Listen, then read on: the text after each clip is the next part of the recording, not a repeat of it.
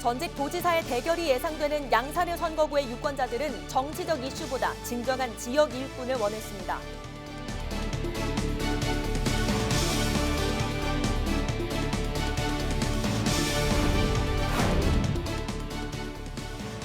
국내 최대 규모로 기대를 보았던 김해 축산물 유통센터 오는 3월 준공식을 열 예정이었지만 화재 피해가 심각해 언제 문을 열 수 있을지 미지수입니다.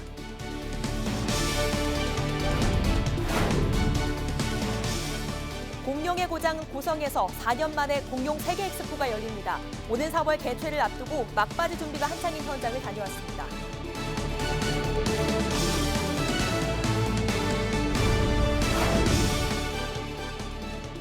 경남도가 도내 10개 대학과 한라인을 구축해 기숙사 환경과 유학생 본선 등을 사전 점검하는 등 코로나19 유입 대응에 나섭니다.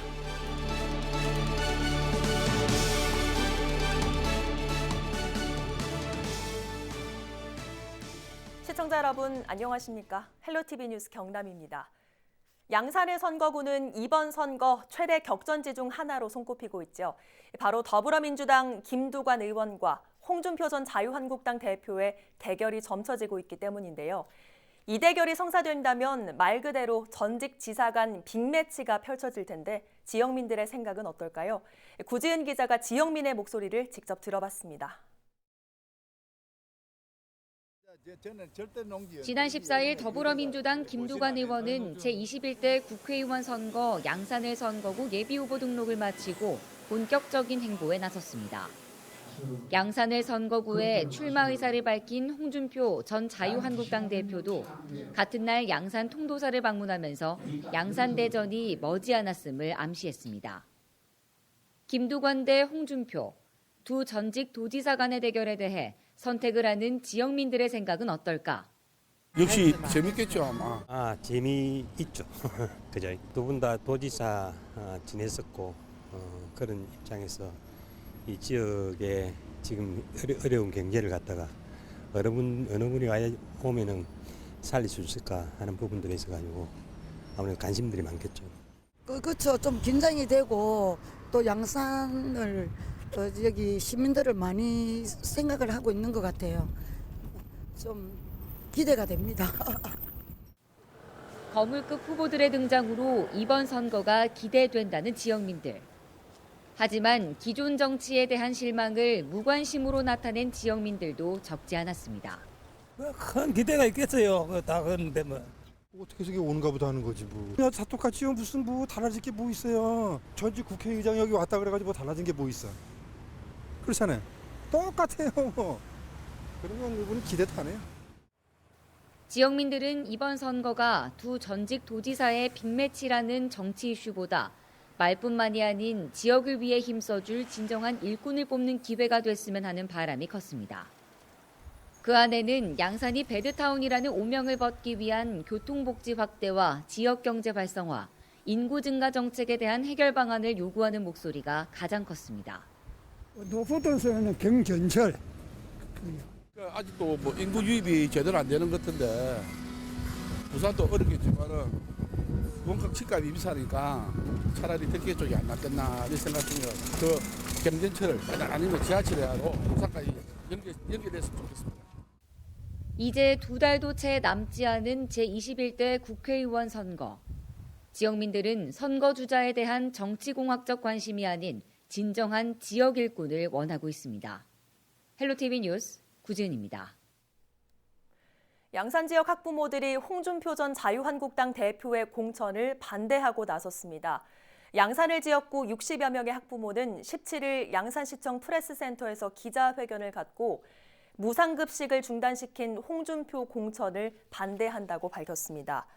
또 홍 전 대표의 경남지사 시절 아이들의 급식 중단으로 고통받았다며 홍 전 대표는 지역 민심을 대변해줄 책임자가 못 된다고 주장했습니다. 이어 자유한국당은 지역 학부모들의 민심을 결코 간과하지 말 것을 강력히 요구한다고 덧붙였습니다. 더불어민주당 양산갑 출마를 선언한 예비 후보자들이 전략공천 지역 지정에 대해 반발하고 나섰습니다. 심경숙, 김성훈 양산갑 예비 후보는 17일 양산시청 프레스센터에서 기자회견을 갖고 지난 15일 발표된 공관위의 공천 심사 결과에 대해 납득할 수 없어 재심 신청을 한 데 이어 공정한 경선을 요구한다고 밝혔습니다. 이들은 양산 갑에 출마한 예비 후보들은 모두 여성과 청년 후보라며 중앙당이 약속했던 여성, 청년 후보를 우선 공천하고 늘려가겠다는 의지와는 상반된 것이라고 주장했습니다.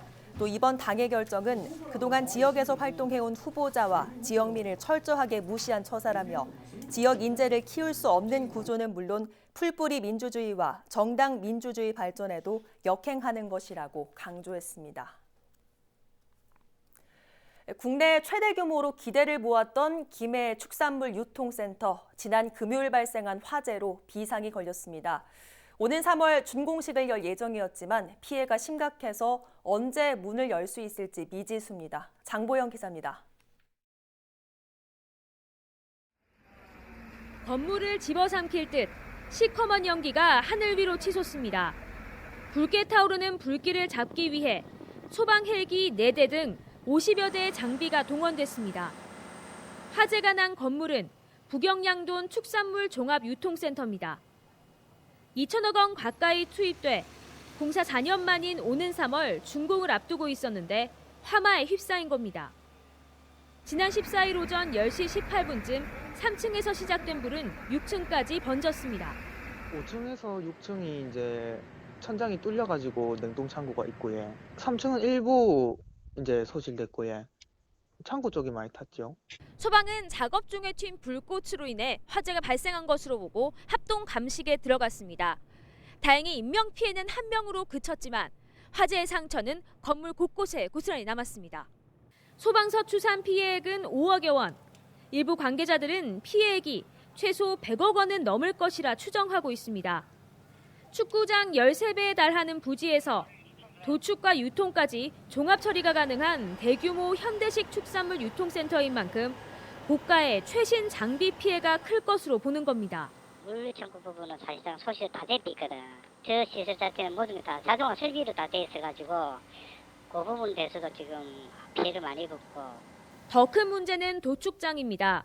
기존의 김해 어방동과 주촌 두 곳으로 나눠져 있던 도축장 운영을 중단하고 신규 유통센터에서 모두 소화하기로 되어 있었는데 센터의 개장이 미뤄질 경우 축산물 도축에 과부하가 걸릴 것이란 우려입니다. 북영양돈 측은 3월 준공은 어려운 상황이라 보고 정확한 피해 원인과 규모를 파악하는 데도 관련 계획을 수립할 예정입니다.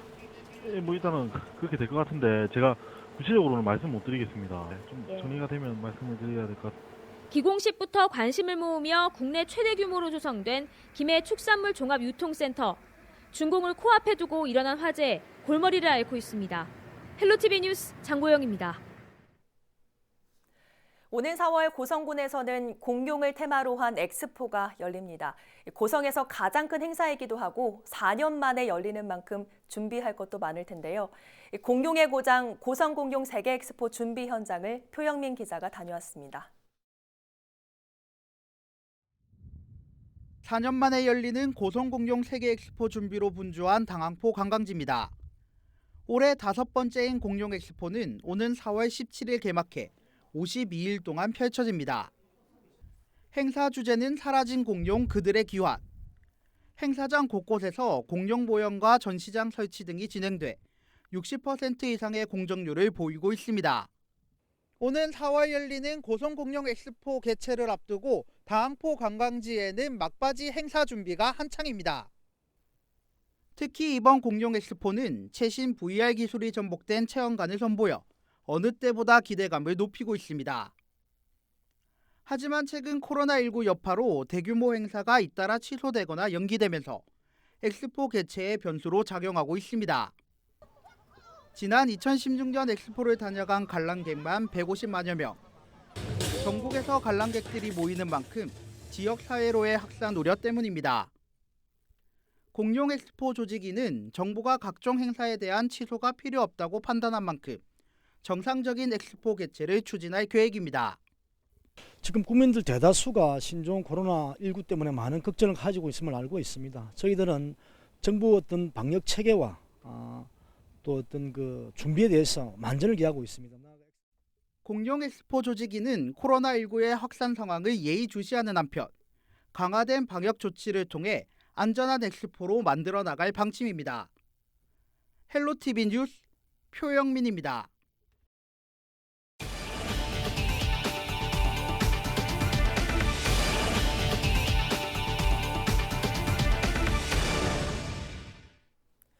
도내 대학교들의 개강을 앞두고 중국인 유학생의 대거 입국이 예상되면서 경남도가 코로나19 유입 대응에 나섰습니다. 경남도는 도내 10개 대학과 한 라인을 구축해 기숙사 환경과 유학생 동선 등을 사전 점검하는 한편 입국한 유학생들은 공항에서부터 차량을 지원해 기숙사까지 이동시키기로 했습니다. 이들은 14일간 기숙사에서 임시 생활하며 상시 모니터링 후 이상이 없으면 일상적인 생활을 하게 됩니다. 신입생을 포함해 올해 도내 유학생은 700여 명으로 이달 말과 다음 달 초 입국이 예상됩니다. 전국 교직원 노동조합 경남지부가 경남도 교육청이 도내 유치원 교사들의 갑질 피해 호소를 외면했다고 비판했습니다. 전교조 경남지부는 17일 도교육청 앞에서 기자회견을 열고 지난해 말 도내 유치원 교사들이 모채험 분원장과 교육공무원의 징계를 요구했지만 교육청은 늑장 대응으로 무시했다고 밝혔습니다. 또 이로 인해 가해자는 경징계를 교육공무원은 아무런 인사조치도 받지 않았다며 도교육청은 책임 있는 조치를 내릴 것을 요구한 뒤 삭발식을 가졌습니다. 한편 경남도 교육청은 전교조 경남지부의 주장에 대해 징계위원회에서 징계가 확정되면 절차에 따라 후속 조치를 할 것이라고 밝혔습니다. 또 피해 교사의 경우 1년간 파견을 연장하는 등 유아교육 현안 12건에 대해 합의했다고 설명했습니다. 도 교육청은 유치원 관리자 갑질 의혹이 제기된 후 TF를 구성해 갑질 전수조사를 위한 절차를 추진하고 있다며 유치원의 민주적 문화 조성을 위해 문제점을 해결해 가고 있다고 덧붙였습니다.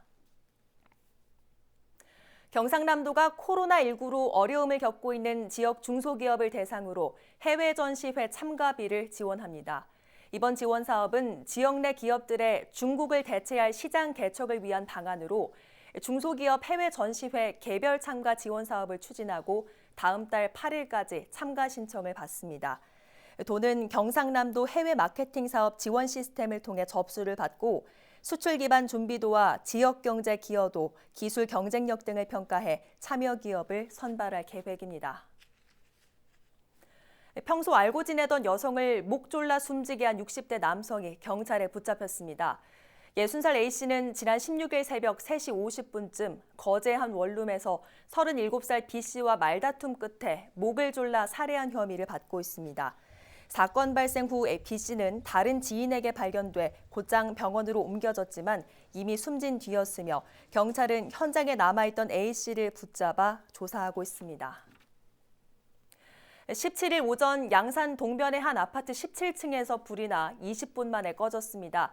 다행히 큰 인명피해는 없었지만 48살 박모 씨가 경상을 입고 병원으로 이송됐습니다. 경찰과 소방당국은 전기적 요인으로 불이 난 것으로 보고 정확한 화재 원인을 조사하고 있습니다. 창원시가 18일부터 한 달간 시민 불평 공모전을 개최합니다. 평소 창원시에 불만이 있는 시민이라면 누구나 의견을 낼 수 있습니다. 창원시는 정책 개발 과정에 이를 반영해 혁신을 꾀한다는 방침입니다. 자세한 내용은 창원시 홈페이지를 통해 확인할 수 있습니다. 창원시가 몽골에 소방차 4대를 무상 원조하기로 했습니다. 창원시는 간저리그 몽골 소방청장과 허성무 시장 등이 참석한 가운데 소방차 양여 우호 교류 협약을 체결했다고 밝혔습니다. 허 시장은 올해 우리나라와 수교 30주년을 맞는 몽골과 소방, 경제 등 다양한 분야에서 협력하겠다고 밝혔습니다.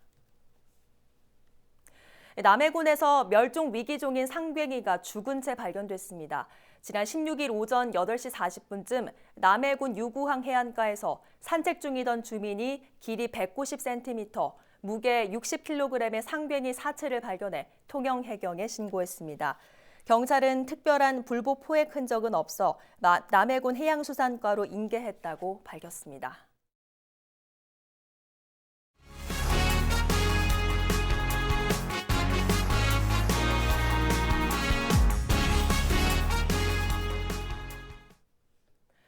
경남지방경찰청이 100일간 서민 관련 범죄를 집중 단속하기로 했습니다. 오는 5월 26일까지 경찰서 등의 전담팀을 중심으로 전화 금융사기나 생활폭력 등 민생 범죄 단속이 진행됩니다. 경남경찰은 책임수사 원년 20년을 맞아 경찰 본연의 역할에 충실하자는 의미라고 밝혔습니다. 경남도 교육청이 기후위기, 환경재난 시대에 학교 환경교육을 강화하기 위한 비상선언에 나섰습니다. 도교육청은 17일 학생, 교사와 함께 기후위기에 대응해 비상선언을 한 뒤 교실에서 실천하는 100대 과제를 발표했습니다. 100대 과제에는 일회용품 사용 줄이기와 쓰레기 분리배출 잘하기 등이 포함됐습니다. 도교육청은 다음 달 열리는 전국 시도교육감 협의회에서 학교 환경교육법 제정과 환경교육 활성화 대책 수립을 건의할 계획입니다. 의령군이 오늘 19일부터 전기자동차 구매 지원 신청 접수를 받습니다. 지원 대상은 2019년 12월 31일 이전부터 의령군에 주소를 두고 있는 만 18세 이상 군민과 법인, 기업체로 전기자동차 구매 보조 시스템을 통해 신청하면 됩니다. 함안군이 관광객들의 이용 편의를 위해 주요 관광지에 무료 와이파이를 구축했습니다. 군은 악양 생태공원과 연꽃 테마공원, 고려동 유적지 등 6곳에 무료 와이파이를 설치하고 이달부터 서비스를 시작했습니다. 이용 방법은 관광지에서 코리아 프리 와이파이를 선택하면 통신사와 관계없이 인터넷을 무료로 사용할 수 있습니다. 창원대학교 간호학과가 간호사 국가고시 100% 합격을 달성했습니다. 창원대는 지난 2014년 경남 최초로 한국간호교육평가원의 간호교육인증평가에서 간호학 학사학위 프로그램 5년 인증을 획득하는 등 다양한 관련 분야로 높은 취업률을 기록하고 있습니다. 거창군은 19일 대한적십자 경남혈액원과 함께 헌혈의 날을 운영합니다. 헌혈의 날은 거창군청 앞 로터리에서 오전 10시 반부터 오후 4시 반까지 운영되며 만 16세 이상 70세 미만의 신체 건강한 주민이라면 누구나 참여할 수 있습니다. 헌혈 전 반드시 식사를 하고 사진이 부착된 신분증을 지참해 헌혈차를 방문하면 됩니다. 헌혈 증서가 필요할 경우에는 보건소로 문의하면 됩니다.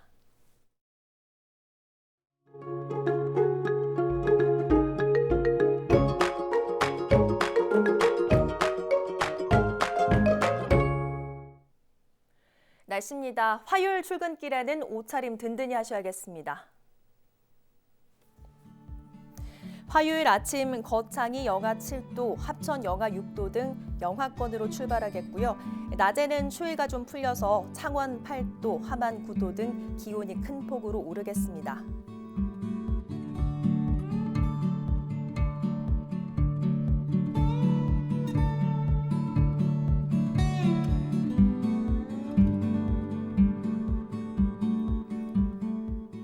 이번 추위는 주 중반을 향해 갈수록 차츰 풀리겠고요. 다가오는 일요일에는 또 한 차례 비가 내리겠습니다.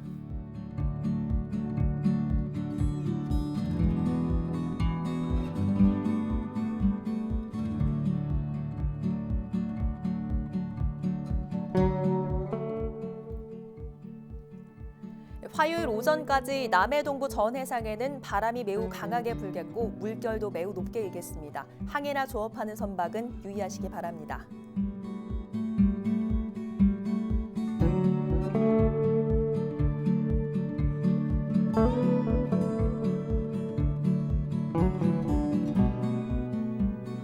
당분간 비 소식이 없어서 미뤄둔 빨래나 세차하기 좋겠고요. 오전까지는 남해안과 내륙 곳곳으로 바람이 강하게 불겠습니다. 시설물 관리 잘 해주셔야겠습니다.